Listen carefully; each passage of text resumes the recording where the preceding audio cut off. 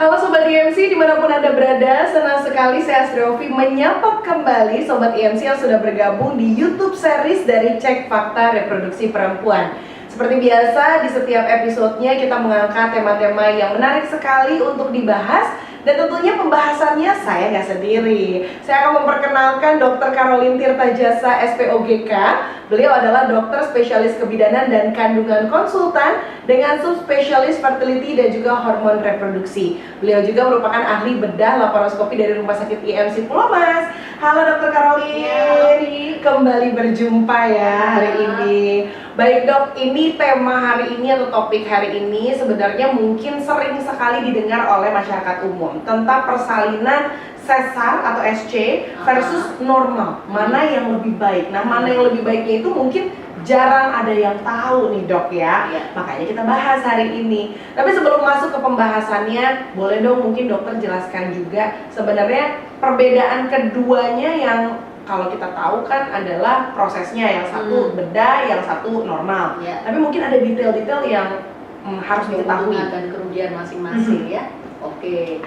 Jadi saya rasa para ibu-ibu juga udah tahu ya, kalau lahir normal ya kita bilang brojol kayak gitu aja, ya lahir sesar ya lewat operasi, ya melahirkan, sama-sama melahirkan.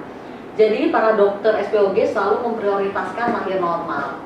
Selama bisa lahir normal, ya kita bantu untuk melahirkan secara normal. Tetapi jika tidak bisa lahir normal atau ada indikasi ke arah seksio sesaria, sesar, berarti kita lakukan sesar. Ya, karena tujuannya ibu dan bayi sehat, selamat, sejahtera. Apapun cara melahirkannya, hasil akhirnya harus itu baik untuk ibu dan bayinya. Ya, jadi keduanya itu jadi prioritas. Karena itu dokter yang akan menolong melahirkan lah yang akan menentukan yang terbaik untuk kasus ini lahir normal atau sesar. Ya, jadi akan ditentukan oleh dokter yang akan membantu ya pertolongan persalinannya tentunya. Ya, masing-masing sesar atau normal ada positif negatifnya tentunya. Ya, untuk lahir normal yang positifnya ya nggak usah pakai black perut. Gitu ya, langsung dari vagina keluar brojol, ya alaminya ya bisa dibilang ya alaminya, ya masa pulihnya juga mungkin lebih cepat karena bukan dengan tindakan bedah, ya kemudian juga ya ibunya bisa lebih cepat ngurus bayi dan segala macamnya, lebih tidak sakit lah dibandingkan lahir sesar. Ya. Kemudian negatifnya dari lahir normal apa? Ada nggak dok? Ya ada. Negatifnya ya, yang jelas nyerinya itu lumayan ya, pasiennya harus tahan mules yang kontraksinya itu kan lumayan kuat. Justru sebelum melahirkannya ya berjuangnya ya. Dan kalau lahir normal ternyata macet, karena lahir normal itu prosesnya panjang, ya dan akan dievaluasi dari jam ke jam tuh. Ya selama takografnya atau perjalanan persalinannya lancar, kita terus tuh sampai pembukaan 10 dan lahir.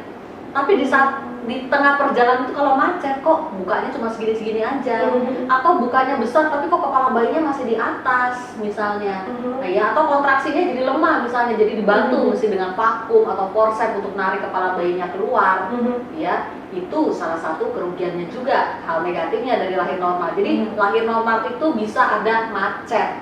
Macet di jalan, ya kalau sampai terjadi macet di jalan ya harus sesar. Sesarnya juga biasa dadak-dadakan tuh, di saat dia macet kita sesar gitu. Bisa jadi jadwalnya jam 2 pagi atau jam 12 malam misalnya saat macetnya itu terjadi, ya. Itu. Yang ketiga yang jarang diketahui, lahir normal itu merusak otot dasar panggul. Otot dasar panggul baru tahu nih dok. Ya karena dijebol kan sama bayi. Diameter kepala bayi kan bisa 10 cm, 9,5 sampai 10 cm. Iya. Ya apalagi kalau hamil pertama, vaginanya masih sempit, ya otot dasar panggulnya juga masih kenceng, ya. Nah itu dijebol sama bayi. Ya jadi otot dasar panggul orang yang lahir normal tidak akan pernah sama lagi, nggak bisa balik normal lagi. Memang kita akan jahit tuh, robekannya akan kita jahit. Tapi yang di dalamnya otot dasar panggul kan sampai ke sini. Itu tidak akan pernah sama lagi. Karena itu kejadian turun peranakan nantinya ya itu lebih banyak terjadi pada ibu-ibu yang lahirnya normal daripada yang sesar. Karena kalau kita sesar otot dasar panggulnya terjaga tetap kencang. Ya, tapi yang lahir normal nanti dia udah tuanya sering tuh turun peranakan, benjolan keluar dari vagina, nanti udah umur 50 atau 60, apalagi kalau sering ngeden atau buang air besarnya kurang lancar, kalau sering batuk, angkat barang berat, itu mempermudah terjadinya kejadian turun peranakan. Itu tentang lahir normal ya. Kalau sesar ya tentunya tindakan kooperatif ya. Tergantung hasil sesar itu, jadi tergantung dari teknik operasi dokter yang akan melakukannya, tentunya yang melakukan sesar. Dan teknik operasi meskipun judulnya sama-sama sesar, teknik operasi masing-masing dokter bisa beda loh ya. Jadi kok saya sesar sama dokter ini sembuhnya lama, kalau sesar sama dokter ini kok saya bisa cepet bergerak, cepet aktif. Kenapa ya dok? Teknik operasi dokter itu beda loh Vi, ya masing-masing beda. Ya kayak Ovi ke penjahit baju misalnya, ya ke penjahit ini kok rapi jahitannya, pas di badan. Kalau penjahit yang satu kok beda gitu ya, lebih sembrono gitu loh, lebih sembarangan, bisa. Ya jadi ya pilihlah dokter yang kamu percaya untuk melakukan sesar kalau itu harus dilakukan ya.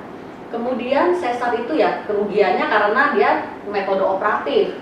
Jadi yang jelas ya biayanya lebih mahal dong dari persalinan normal. Ya karena kan harus masuk kamar operasi. Benar dok? Ya. Saya kan mengalaminya. Kemudian juga sembuhnya ya sebetulnya sih kalau pasien-pasien saya ya sembuhnya nggak jauh beda sih sama yang lahir normal juga ya. Karena sekali lagi tadi teknik operasi dokter menentukan sembuhnya cepat, jadi hari ini sesar, besok udah bisa cabut kateter dan bisa jalan-jalan ke kamar mandi, menyusui bayi itu dilatih dari hari ke hari.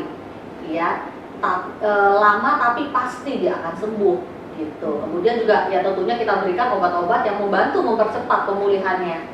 Ya, itu kerugiannya kalau untuk sesar. Kalau keuntungannya sesar ya otot dasar panggul tetap utuh tadi, dia tetap akan kencang otot dasar panggul. Vaginanya juga nggak melebar kemana-mana, ya tetap terjaga rapi. Ya otot dasar panggul juga tetap kencang.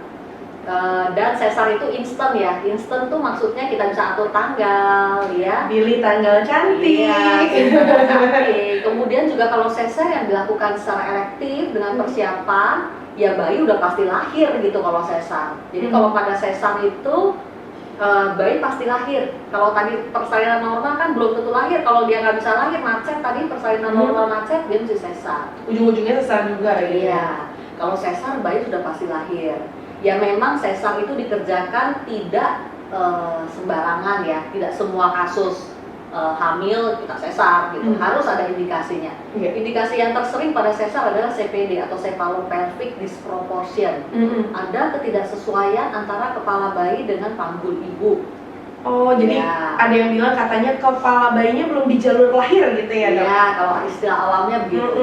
Jadi normalnya kalau pada hamil pertama ya, kepala bayi itu masuk ke rongga panggul sudah bisa dimulai saat usia hamil 35 minggu. Tapi biasanya kalau saya tunggu sampai 37 minggu ya. Istilahnya itu engagement. Engagement itu misalnya ini mangkok panggul, kepala bayinya udah nancep nih di mangkok panggul, dicengkram oleh mangkok panggul. Itu berarti engagement terjadi. Ya, kalau engagement terjadi, kemungkinan keberhasilan persalinan normal itu tinggi. Ya kita tunggu aja sampai mulusnya datang, tinggal bayi turun dan keluar gitu ya. Tapi kalau engagement tidak terjadi dan sampai 37 minggu usia kehamilan, jadi kepalanya masih mengawang di sini nih. Ya kalau kita USG juga ke mata bayi itu masih terlihat atau kepalanya mendongak begini, ya berarti engagement tidak terjadi. Berarti ada sesuatu yang menghalangi kepala bayi itu turun. Macam-macam tuh, bisa lilitan tali pusat misalnya tidak terlihat. Ya, bisa juga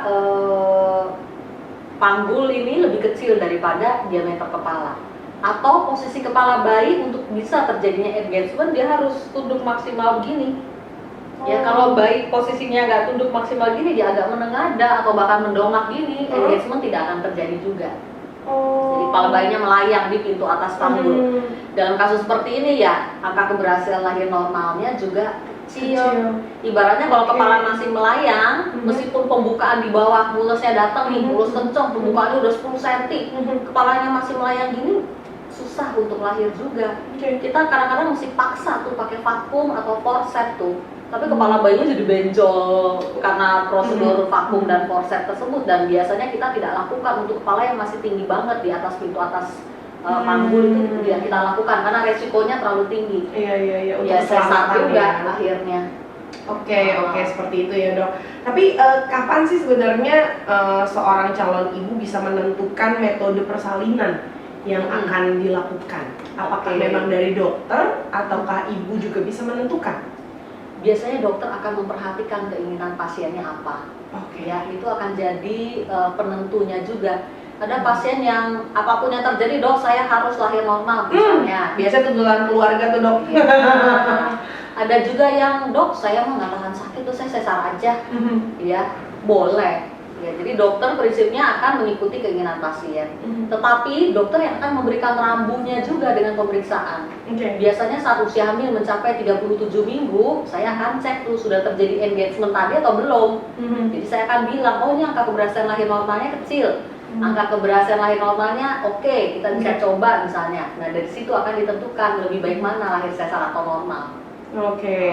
Nah kalau ternyata yang ditentukan adalah sesar, ini kan yang lagi happening banget nih di ibu-ibu muda adalah metode ERAX nih dok. Yang katanya abis lahiran bisa langsung joget TikTok gitu. Nah itu sebenarnya metode apa sih dok, dan apa benar bisa meminimalisir rasa sakit? Iya, jadi jawabannya tidak benar juga ya. Jadi ERAX ini sebetulnya singkatannya sih Enhanced Recovery After Surgery. Jadi sebetulnya tidak ada perbedaan dari teknik operasi pada ERAX ini. Ya, perbedaannya adalah pada anestesinya. Ya, obat-obat dan jarum spinal yang digunakan itu jarum spinal yang kecil. Jadi nggak usah nunggu sampai 12 jam atau 24 jam pasien sudah bisa mobilisasi bangun pada anestesi spinal. Jadi jarumnya lebih kecil. Tapi saya dari sudah 20 tahun terakhir ini ya kita memang pakai jarum anestesi yang untuk ERAX. Jadi metode ini sebenarnya bukan metode yang baru-baru amat, sudah kita terapkan di sini sejak dari zaman bahla dulu. Ya, jarum yang kecil karena itu pasien bisa mobilisasi lebih cepat, ya. Kemudian juga obat-obat anestesinya juga dipilih yang lebih bagus, jadi meminimalisir sakitnya. Nah, pada metode ERAX ini yang jelas pasien dipaksa dalam tanda kutip untuk cepat bergerak ya. Dalam waktu 4 jam setelah operasi itu harus bisa kamar mandi, kencing sendiri, mulai untuk makan minum juga ya. Yang nggak bisa pasien yang manja dan mau santai-santai tentunya sakit-sakit sedikit ya mesti ditahan. Tapi mungkin sakitnya akan tersamarkan oleh mungkin masih ada sisa obat anestesi yang masih bekerja dalam waktu 4 jam tersebut gitu. Jadi ERAX sebetulnya nggak lebih superior juga sih dari sesar yang biasa ya, karena sudah kita lakukan sejak dulu juga. Tergantung pasiennya aja. Kalau pasiennya mau ERAX ya kita bisa lakukan ERAX ya. Mau bergerak lebih cepat misalnya, boleh-boleh banget. Ya di sini ada bidan, perawat yang bisa bantu juga pasien untuk mobilisasi cepat. Nah selanjutnya nih dok, ketika sudah selesai melahirkan dengan sesar, ada yang bilang katanya sesar itu nggak enak nih, ada maksimal lahirannya, sekian kali udah nggak boleh lahiran lagi, itu benar nggak sih dok? Itu nggak benar, ya tergantung dokter yang melakukan memang. Sekali lagi tadi teknik operasi. Pasien saya itu ada yang 5 kali sesar berturut-turut dengan saya sejak hamil pertama. Tapi memang harus dari hamil pertama sesarnya gitu ya, karena kalau di operasi sama dokter lain kan saya nggak tahu kualitas operasinya bagaimana ya, karena sesar berkali-kali itu bisa membuat tipis juga di bekas sesarnya. Itu ya makanya dulu ya kita batasi hanya 3 kali sesar, nggak boleh lebih ya. Tapi pasien saya ada yang 5-6 kali sesar ya, berhubung kualitas operasi juga bagus, penyembuhannya juga oke ya, saya masih biarkan bisa hamil lagi. Dan jangka waktunya juga ada ya dok, kalau nggak salah 2 tahun ya untuk sesar berikutnya. Kalau untuk saya 3 bulan mau hamil lagi juga boleh. 3 bulan dari sesar mau hamil lagi boleh, silakan. Karena kalau buat saya penyembuhan luka operasi 3 bulan cukup. Mau hamil lagi silakan.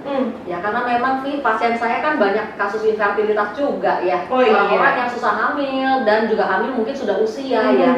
Jadi nggak bisa tuh nunggu lama-lama 2 tahun aja. Udah umurnya di atas 35 tahun. Jadi ya udah nggak usah pakai KB, mau hamil lagi langsung.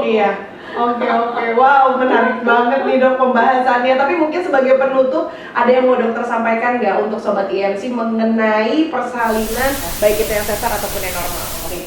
Jadi buat ibu-ibu yang sedang hamil dan akan melahirkan ya, dengarkan ya, tidak ada satupun metode persalinan yang terbaik untuk semua, tidak ada. Ya, jadi masing-masing kasus itu bisa beda. Ya, pada satu kasus mungkin yang terbaik sesar, pada satu kasus yang lain terbaiknya normal. Ya, semuanya itu akan ditentukan oleh dokter ahli yang akan menolong Anda bersalin nanti. Jadi diskusikan dengan dokter yang akan menolong Anda bersalin. Jangan kontrol hamilnya ke sini, nanyanya sama dokter lain, ya lebih nggak ngerti dokternya. Ya, kasus Anda itu kepalanya sudah engage atau tidak, atau adakah hal-hal lain seperti misalnya masalah infertilitas, hamilnya susah, itu juga akan nambah faktor resiko. Jadi diskusikanlah dengan dokter ahli yang akan menolong Anda bersalin, metode apa yang terbaik. Ikuti dokternya, dan Anda tentunya ya bisa berdiskusi dengan dokternya juga. Tentunya dokter akan memperhatikan juga keinginan pasiennya. Baik, terima kasih banyak Dokter Caroline, dan semoga para moms nih yang sedang hamil bisa dilancarkan persalinannya ya, apapun itu jenis persalinannya. Baik, terima kasih banyak Sobat IMC sudah menyaksikan episode kali ini. Jangan lupa kalau ada yang kurang jelas atau mau secara detailnya lagi penjelasannya, boleh main-main ke Instagram ataupun YouTube dari Dokter Caroline yang sudah muncul di layar. Silahkan dikunjungi. Baik, kalau begitu terima kasih banyak sudah menyaksikan episode kali ini dan sampai berjumpa di episode berikutnya.